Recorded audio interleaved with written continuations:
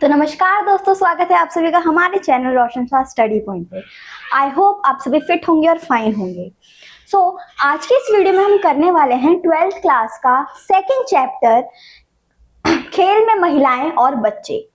तो इस चैप्टर के अंदर हम पढ़ेंगे कि हम बच्चों, कौन कौन सी एज के बच्चों को हमें क्या क्या लाइफस्टाइल देना चाहिए, कैसे कैसे उनकी लाइफ में एक्टिविटीज होनी चाहिए, क्या क्या उन्हें खिलाना चाहिए। और महिलाओं के बारे में हम ये पढ़ेंगे कि महिलाएं खेल में क्या क्या करती हैं, कौन कौन सी बीमारियां हो जाती हैं उन्हें, कौन कौन सी डाइट उनको लेनी चाहिए खेल के अंदर, और ये सब। और हाँ, बेसिक बीमारियां जो हमारी होती हैं, जैसे कि सर्वाइकल हो गया या फिर हमारी नौकनी हो गए, तो इन सब के बारे में। तो आइए शुरू करते हैं। तो जैसे कि आप देख सकते हैं, हमारा चैप्टर है खेल में महिलाएं और बच्चे, चैप्टर 2 12th क्लास का। ठीक है, तो अब आप आगे बढ़ते हैं। सॉरी। तो इसके अंदर हमें पढ़ना है आसन संबंधी विकृतियां। अब आसन हमारे क्या क्या होते हैं, जैसे हमारा पोस्चर होता है, हमारा बैठना, हमारा खड़ा होना, हमारा चलना, हमारा लेटना। तो उन सब में जो भी हमारा पोस्चर होता है हम उसके बारे में पढ़ेंगे। फिर घुटनों का टकराना, नौकनी, गोल कंधे, ठीक है, फिर पीछे का कुवड़, फिर स्कोलियोसिस। स्कोलियोसिस क्या होता है? स्कोलियोसिस मतलब जो हमारी स्पाइन होती है, यानी कि रीढ़ की हड्डी, जब वो हमारी कर्व में आ जाती है तो हम उसको स्कोलियोसिस कहते हैं। जैसे हमारी रीढ़ की हड्डी एकदम स्ट्रेट होती है ना, बट अगर उसमें कर्व आ जाता है, ये वाला कर्व नहीं, जैसे वो ऐसे और ऐसे कर्व आ गया उसमें, तो वो हमारा हो जाएगा स्कोलियोसिस। ठीक है, तो हम आज के इस टॉपिक में ये सब पढ़ने वाले हैं।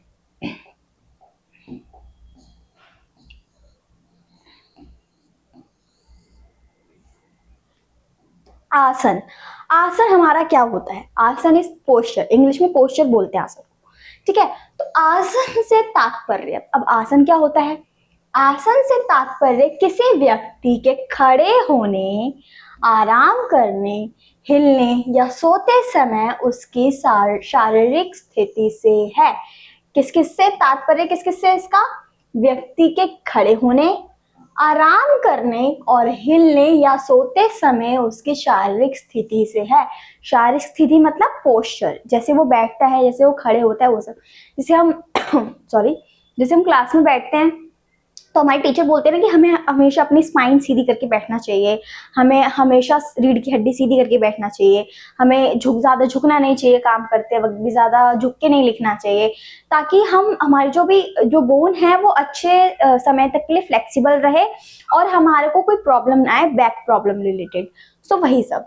ठीक है, फिर अच्छी मुद्रा बिना किसी प्रयास के एक स्थिति है जो व्यक्ति को आराम की भावना लाती है, व्यक्ति के अंदर आराम की भावना लाती है। जैसे आप ये पिक्चर देख सकते हो, इसमें ये बच्चा सीधे बैठा था, दिस इज पोस्चर, कि उसको कैसे बैठना चाहिए, ये पोस्चर है उसका। अगर वो कर्व लेके बैठते तो हमारी रीढ़ की हड्डी भी कर्व होती है ना, हमारी रीढ़ की हड्डी जैसे हम बैठते हैं, जैसे हम लेटते हैं, जैसे हम काम करते हैं, उस हिसाब से रहती है ना।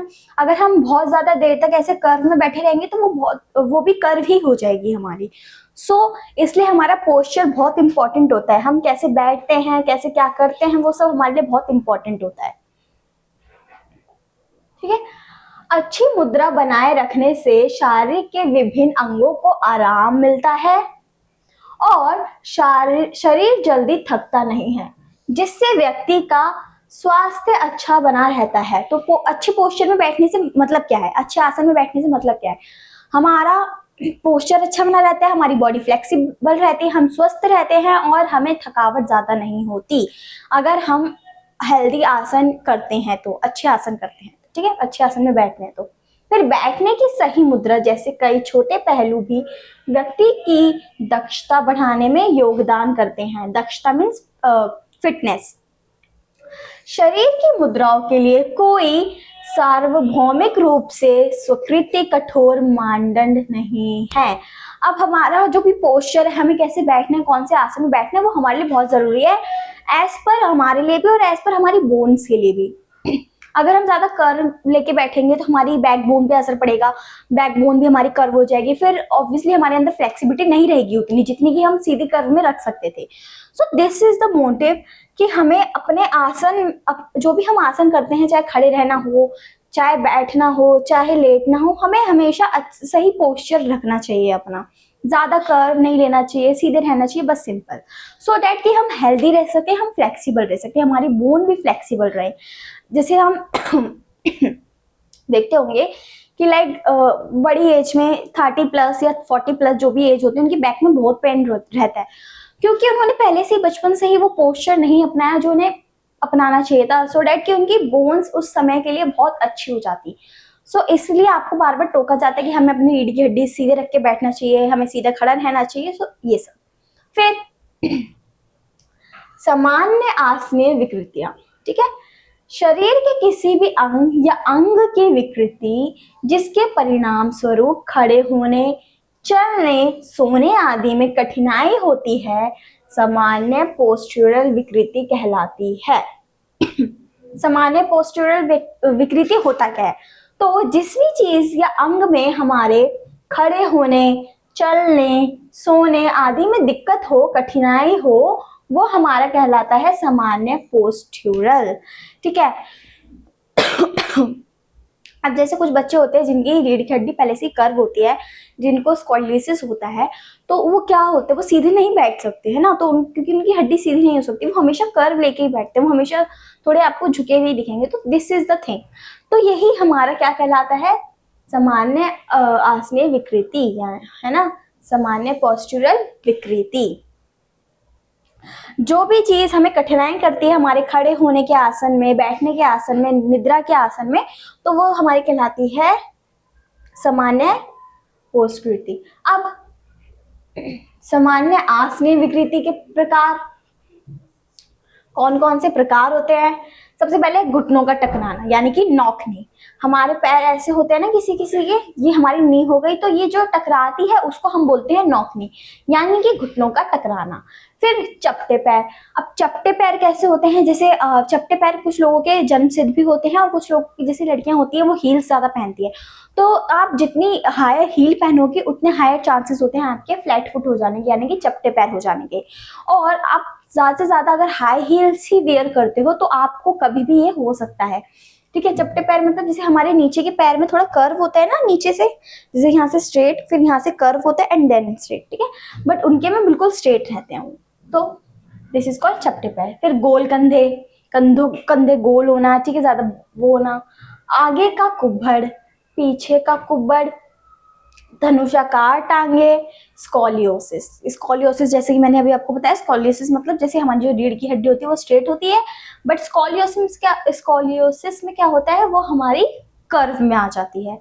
तो ये सब हमारी हो गई सामान्य आसनीय विकृतियां। ठीक है, ये कठिनाई जो हमें आ सकती हैं। अब इसके बाद घुटनों का टकराना, यानी कि नॉक नी, घुटनों का टकराना, नॉक नी। थोड़ा थोड़ा अगर आप दोनों डुअल लैंग्वेज में पढ़ोगे ना तो इट्स इजी फॉर यू, आगे जाके भी बहुत इजी होगा, तो मैं आपको दोनों लैंग्वेज में समझाती हूँ। सो नॉक नी है ना, मैंने कहा था नॉक नी, घुटनों का टकराना। नॉक नी जिसे जेनु वॉल्गम के नाम से भी जाना जाता है। किससे? जेनु वॉल्गम। और ये एमसीक्यू में आ सकता है, ये आपको याद करना है, ठीक है। फिर जाना जाता है एक पोस्चुरल विकृति है जिसमें पैर अंदर की ओर मुड़े होते हैं और घुटने चलते या दौड़ते समय टकराते हैं। क्या करते हैं? टकराते हैं। अब जैसे हमारे पैर ऐसे किसी किसी के आपने देखे वो बिल्कुल स्ट्रेट होते हैं और किसी किसी के ऐसे टच हो रहे होते हैं ना, तो दिस इज कॉल्ड नॉकनी। फिर जन्म से लेकर 18 महीने तक कूल्हे, घुटने और टखने का बाहर की ओर घूमना आम बात है। 18 महीने के अंदर हमारे ये सब बाहर की ओर घूम सकते हैं, तो हमें उसके लिए ध्यान रखना चाहिए। जैसे बचपन में हमारी मालिश वगैरह होती है ना, तो हमारे कुछ पेरेंट्स होते हैं ज्यादा ध्यान नहीं देते, कैल्शियम की कमी हो जाती है ना, तो उस वजह से भी होता है ये। क्या होता है? नॉकनी। यह संरेखण अक्सर 18 और 24 महीने की उम्र के बीच टस्ट हो जाता है। अब ये भी आपको याद रखना है, कितने से कितने महीने के बीच? 18 से 24 महीने के बीच टस्ट मतलब स्थिर हो जाता है, फिक्स हो जाता है। फिर 2 और 5 साल की उम्र के बीच हमेशा की तरह एक आवक मोड़ संरेखण, जैसे जैसे शिशु बढ़ता है संरेखण तस्त होता जाता है। अब जितना जितना हम बड़े होते जाएंगे उतने उतने नौकरी हमारी बढ़ती जाएगी, अगर हम उसका कोई क्योर नहीं करते हैं तो। ठीक है, जैसे कुछ कुछ का होता है कि बस इतना है, और जैसे जैसे वो बड़े होते जाएंगे तो वो और ज्यादा बढ़ते जाएंगे, उनके कर्व्स और ज्यादा बढ़ते जाएंगे, अनलेस अनटिल कि वो कोई क्योर ना कर रहे हों उसके लिए। बहुत चीजें होती हैं क्योर के लिए, नौकरी के लिए, और हर चीज के लिए क्योर के लिए चीजें हैं, बट आपको उसको फॉलो करना आना चाहिए, और फॉलो बहुत अच्छे से करना आना चाहिए। आपने देखा होगा जब भी मेडिकल टेस्ट वगैरह होते हैं पुलिस की भर्ती के लिए या फौजी की भर्ती के लिए, वो चेक करते हैं कि आपकी नौकरी तो नहीं है। अगर आपकी नौकरी होती है तो वो आपको निकाल देते हैं वहां से, बिकॉज की नौकरी की वजह से बहुत प्रॉब्लम्स आती है, जैसे पहाड़ चढ़ना हो गया, इन सब में बहुत प्रॉब्लम्स आएंगे आपको दौड़ते समय, भागते समय। तो हम वहां पे प्रॉब्लम नहीं फेस कर सकते है ना ये सब। हमें वैसे ही एक और प्रॉब्लम है कि हमें वहां जाना है, ये करना है, वो करना है, फिर ऊपर से ये और प्रॉब्लम कि आप जल्दी नहीं जा सकते, तो दिस इज वाई, तो वो निकाल देते हैं। ठीक है, अब घुटने टकने का कारण, सूखा रोग, ठीक है, बचपन का मोटापा, जो बच्चे बचपन से ही बहुत मोटे होते हैं, ठीक है, पेशिया स्नायु बंध के कमजोर होने की शुरुआत, ठीक है, फिर घुटने की चोट और फ्रैक्चर, अपर्याप्त संतुलित आहार, सपाट पैर, जैसे मैंने आपको बताया कि जब हम मालिश वगैरह करवाते हैं तो अच्छे से ध्यान नहीं दिया जाता, या पेरेंट्स अच्छे से न्यूट्रिशन और कैल्शियम पे ध्यान नहीं देते। फिर अगर हमारे शुरू से ही हमारे फ्लैट फुट है, ठीक है, सप्टे पैर मतलब है ना, फ्लैट फुट हैं, तो उस वजह से भी हो सकता है। कभी एक्सीडेंट हो गया, फ्रैक्चर वगैरह, उस वजह से भी हो सकता है। तो बहुत सारे रीजंस हैं हमारे घुटने टकराने के कारण के। ठीक है, अब नौकरी के क्योर क्या क्या हो सकते हैं, देखो, घुटने के बल चलने के उपचारक उपाय, कुछ मिनट के लिए अपने पैरों के बीच कुशन रखें और सीधे खड़े हो जाएं। कुशन मतलब तकिए रखें और सीधे खड़े हो जाएं। अगर आप सोते हैं तो आप सोते समय भी अपने पैरों के बीच में कुशन रख के सो सकते हैं। ठीक है, कॉड लीवर ऑयल का करें इस्तेमाल, एक ऑयल आता है, आप इसका भी इस्तेमाल कर सकते हो। फिर घुड़सवारी के खेल, अब हर कोई घुड़सवारी तो नहीं कर सकता, तो आप ये दो क्योर अपना सकते हो, बट हाँ आप पेपर में तो लिख के आओगे ना। चलने के लिए कैलिपर्स का उपयोग करें, ठीक है, चलने के लिए आप कैलिपर्स का भी उपयोग कर सकते हो। बहुत सारे क्योर्स हैं इसके, जैसे कि कुशन लगा लिया, आप सोते समय भी लगा सकते हो। सो बहुत चीजें हो जाती है, आप स्क्वाट्स भी कर सकते हो।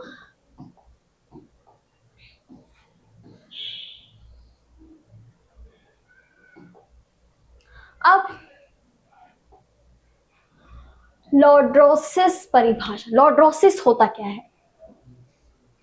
लॉर्ड्रोसिस एक आसन विकृति है जिसमें काठ का रीढ़ अपने सामान्य सर से आगे की ओर झुक जाता है, नतीजतन पेट शरीर के सामने है और कंधे आगे और बगल में फैले हुए हैं। पीठ के निचले हिस्से में दर्द और पेट के सामान्य से अधिक उभार होना लॉर्ड्रोसिस के संकेत हैं। ये तो सब हो गए हमारे संकेत कि हमें क्या क्या होता है, पेट में दर्द, ठीक है, और पीठ के निचले हिस्से में दर्द, जो हमारी पीठ होती है उसका कोर का निचला हिस्सा होता है ना, वहां पे हमको अगर बहुत दर्द हो रहा है तो इसका मतलब हमें लॉर्ड्रोसिस हो सकता है। इससे होता क्या है जिसमें काठ का रीढ़ अपने सामान्य स्तर से आगे की ओर झुक जाता है। जो हमारी रीढ़ की हड्डी आगे की ओर झुकेगी तो वो स्ट्रेच होगी, है ना, यहाँ से स्ट्रेच होगी, तो जब वो स्ट्रेच होगी तो हमारे नीचे जो भी नीचे लास्ट रीढ़ की हड्डी का लास्ट स्टेज है वहाँ हमारे पेन तो होगा ही क्योंकि वो स्ट्रेच हो रही है। So this is called lordosis. अब लॉर्ड्रोसिस व्यापक उपचार, लॉर्ड्रोसिस के क्या उपचार होते हैं? कम से कम 10 बार अपने पैर की उंगलियों को छुएं। जब भी हम एक्सरसाइज करते हैं तो हम ऐसे बैंड होते हैं ना, तो वो वाला पैर की उंगलियों को छूना, ठीक है, सीधे खड़े होके। फिर नियमित रूप से उठक बैठक करें, नियमित रूप से उठक बैठक। आपको ये चीज हर दिन फॉलो करनी है अनलेस अनटिल आप ठीक हो जाएं। जब तक आप ठीक नहीं होते तब तक आपको ये फॉलो करनी पड़ेगी, बट हाँ वही है ना कि हमारे को मेहनत लगानी पड़ेगी, है ना, इसको रोज फॉलो करना पड़ेगा, अपने रूटीन में डालना पड़ेगा। तो सबसे जरूरी चीज ये है कि इन सबको अपने रूटीन में अडेप्ट करना। फिर सीधे खड़े हो जाएं और अपने हाथों को अपने पैरों पर रखें। फिर हल आसन, पश्चिमोत्तासन और विपरीत करणी आसन का नियमित अभ्यास करें। हलासन आपको पता है क्या होता है, जो हल की तरह आसन होता है, ठीक है। फिर क्या था, पश्चिमोत्तासन। तो ये सब आसन आपको अडेप्ट करने पड़ेंगे टू क्योर दिस, उसको अच्छे से ठीक करने के लिए। किसको? लॉर्ट्रोसिस को। गोल कंधे। अब गोल कंधों का क्या सीन है? गोल कंधे की पोस्ट्यूरल विकृति, जो गोल कंधों की विशेषता होती है और कभी कभी आगे की ओर मुड़े हुए होने की उपस्थिति को कंधे के चारों ओर, कंधे या कंधे के चारों ओर बाह के रूप में जाना जाता है। अब जैसे हम खड़े हैं, ठीक है, हमारे कंधे स्ट्रेट हैं, ठीक है। कुछ लोग होते हैं जिनके ऐसे कंधे होते हैं, तो दिस इज कॉल्ड गोल कंधे वाला। जब हमारे कंधे थोड़े गोल टाइप में आ जाए और आगे की तरफ आ जाए, तो ये होता है हमारा गोल कंधे वाला, ठीक है। और ये आप देख सकते हो, इसमें भी यही समझाता है, गोल कंधे की पोस्चरल विकसित, पोस्चर में तो पोस्चर विकसित, गोल कंधों की विशेषता होती है कभी कभी आगे की ओर मुड़े हुए होने की उपस्थिति को कंधे के चारों ओर, कंधे के चारों ओर बाह के रूप में जाना जाता है, ठीक है।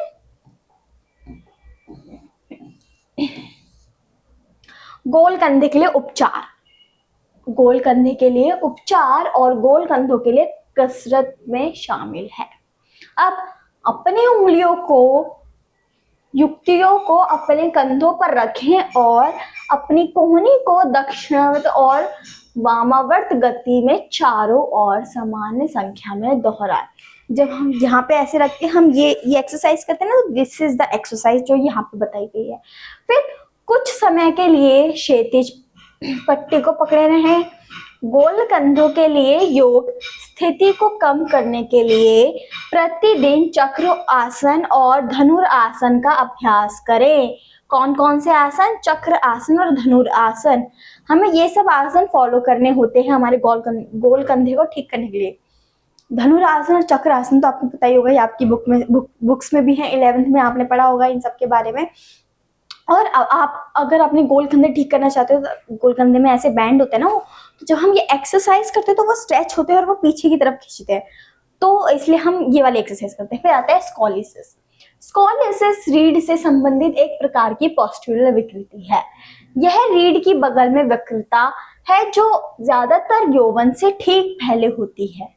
जब रीढ़ अलग अलग हिस्सों में एक से अधिक बार मुड़ती है तो इसे मल्टीपल स्कॉलिसिस कहा जाता है। जरूरी नहीं है कि जो हमारी रीढ़ की हड्डी है उसमें एक ही कर्व आए, वो ज्यादा भी हो सकता है, तो दिस इज कॉल्ड स्कोलोसिस, ठीक है।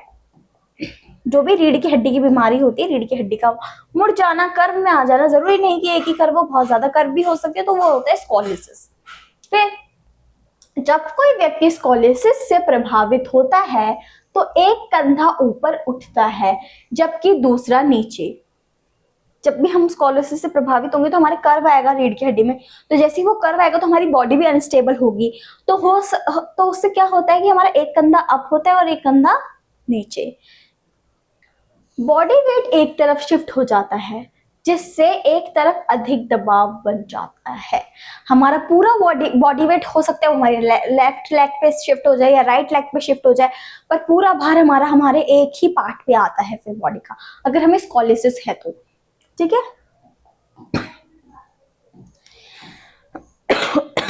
सॉरी। अब स्कॉलिसिस के लिए उपचार। कुछ मिनट के लिए दोनों हाथों से क्षैतिज पट्टी पर लटकाएं। फिर ब्रेस्ट स्ट्रोक तकनीक का उपयोग करके तैरने की कोशिश करें। फिर त्रिकोण आसन और अर्धचक्र आसन दूसरी दिशाओं में करें, जहां पे आपको कर्व है उसके अपोजिट दिशाओं में, ठीक। झुकने वाले व्यायाम करें। जब झुकने वाले जो भी व्यायाम होते हैं हमारे स्टैंड है कि पोस्चर में, हम वो कर सकते हैं, तो हमारा जो कर्व है वो शायद ठीक भी हो जाए, क्योंकि कर्व तो ऐसे ऐसे आता है ना, और हमारी रीढ़ की हड्डी स्ट्रेट होती है। जब हम फ्लेक्सिबिलिटी वाला करेंगे, बैंड वाला कर लिया हमने, तो ये स्ट्रेट पोस्चर में जाएगा धीरे धीरे फ्लेक्सिबल होने के लिए। क्योंकि मैंने आपको बताया था कि हम जिस पोस्चर में ज्यादा देर तक रहते हैं वो ही अडेप्ट कर लेती है हमारी रीढ़ की हड्डी, हमारा सबसे फ्लेक्सिबल पार्ट होता है हमारी रीढ़ की हड्डी। फिर पीछे का कुब्बड़। अब पीछे जो कुब्बड़ होते हैं उसका, पीठ पर असामान्य रूप से बड़ा गोलाकार उभार कुब्बड़ कहलाता है। वह किसी भी उम्र में हो सकता है, लेकिन बुजुर्ग महिलाओं में यह समस्या आम है। बुजुर्ग महिलाओं में ये समस्या आम इसलिए है क्योंकि उनको बहुत काम होते हैं, लाइक झुकने वाला काम है ना, बर्तन धोना, रोटी बनाना, मतलब बहुत सारे काम होते हैं। और बुजुर्ग महिलाएं वैसे भी हम देखते हैं कि हमारी दादी वगैरह भी बहुत काम करती रहती है ऐसे वैसे, तो इस वजह से महिलाओं को ये ज्यादा बीमारी होती है एज कम्पेयर टू मेंस। अब स्कैपुला के बीच की दूसरी बढ़ जाती है, कंधे आगे की ओर झुक जाते हैं, छाती की मांसपेशियों की लंबाई छोटी हो जाती है। जब हमें कुब्बड़ आता है पीछे, तो हमारी बॉडी आगे को झुकने लगती है, बिकॉज पीछे हमारे कुब्बड़ आने लगता है, क्योंकि जो भी हमारे ये पार्ट होता है वो बढ़ने लगता है, तो हमारे जो भी शोल्डर्स वगैरह हैं वो सारे आगे को झुकने लग जाते हैं, जिससे जैसे जो भी हमारा मांसपेशियां है छाती का वो छोटे होने लग जाते हैं। ठीक है, ये बहुत ही इजी चैप्टर है, बस आपको इसमें याद करना है कौन कौन सी बीमारी है, कैसे कैसे वो ठीक होगी, कैसे कैसे वो क्योर होगी, क्या क्या उसकी परिभाषा है, बस बहुत इजी चैप्टर है ये। गर्दन आगे की ओर झुक जाती है, संतुलन खराब हो जाता है। अब गर्दन आगे की ओर झुकेगी तो ऑब्वियसली संतुलन हमारा खराब होगा, है ना, हम सीधे नहीं खड़े रह पाएंगे।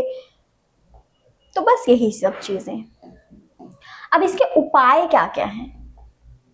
अब इसके उपाय हैं चक्रासन, भुजंगासन, धनुरासन, उष्ट्रासन, अर्ध चक्रासन।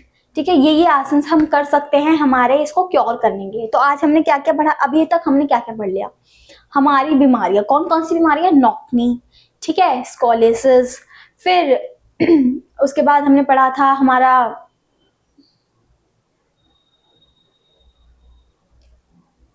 जो कुब्भड़ हो गया हमारा पीछे का, है ना, और भी बहुत चीजें। तो हम इन सब का क्योर कैसे कर सकते हैं? जैसे कि अभी हमने नोटिस किया है ना, हमारे सबसे ज्यादा क्योर के चांसेस जो हैं वो हमारे हैं योगा से। इसमें भी हमारे पास योगा आसन है, चक्रासन, भुजंगासन, धनुरासन, उष्ट्रासन, अर्ध चक्रासन, और भी हमने देखे थे त्रिकोणासन, है ना, धनुरासन, यही सब हमारे क्योर्स थे। तो हमने इन सबसे क्या सीखा कि लाइक हमें अपने डेली रूटीन में थोड़ी थोड़ी योग तो ऐड करनी चाहिए। हर कोई योग हर चीज में फायदा जरूर करते हैं। धनुर आसन हो गया, या फिर चक्र आसन हो गया, ताड़ आसन हो गया। ताड़ आसन आपको पता है कि हमें लंबाई बढ़ाने में हेल्प करता है, बट सिर्फ वो लंबाई बढ़ाने में हेल्प नहीं करता, वो हमारी रीढ़ की हड्डी को स्ट्रेच करने में, फ्लेक्सिबल रखने में भी हेल्प करता है। तो हर एक योगा एक ही चीज पे हेल्प नहीं करती, बहुत सारे क्योर्स भी कर सकती है, बट बस हमें उसे अडेप्ट करना है अपने डेली रूटीन की लाइफ में।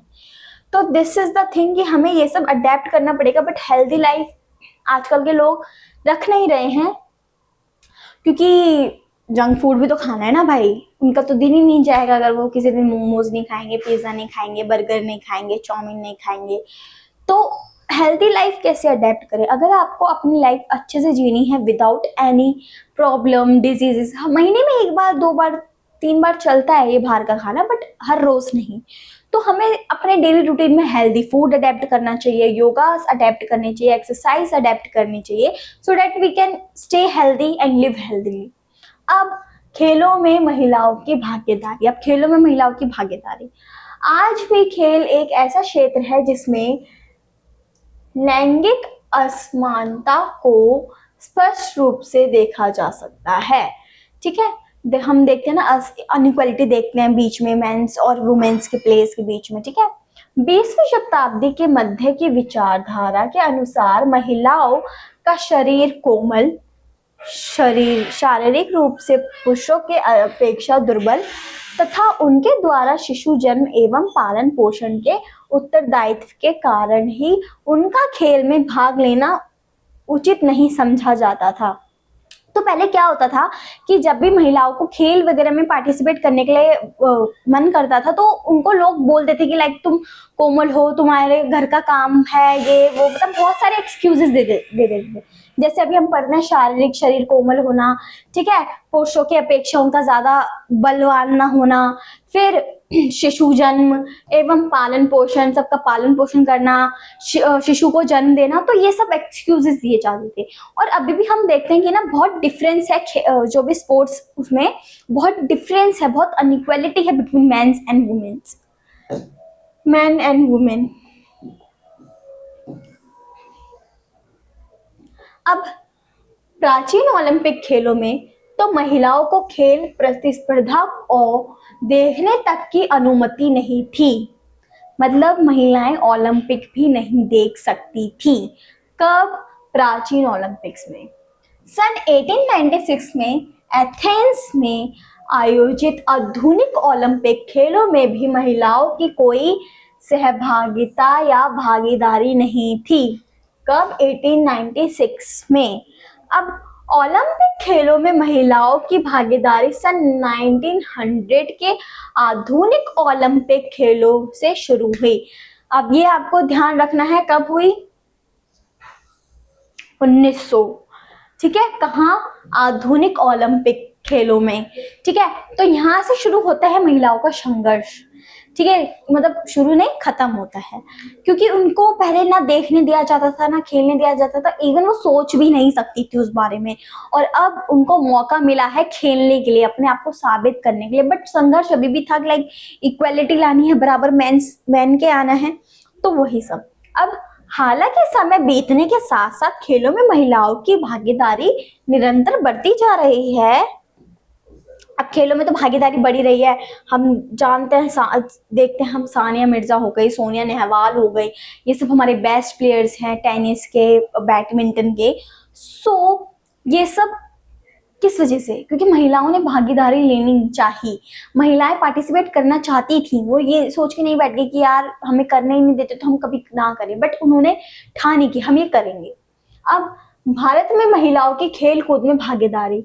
भारतीय पुरुष प्रधान समाज में महिलाओं के सहभागिता केवल बच्चे पैदा करना, उनकी देखभाल करना तथा अन्य घरेलू कार्य तक ही सीमित रहती है।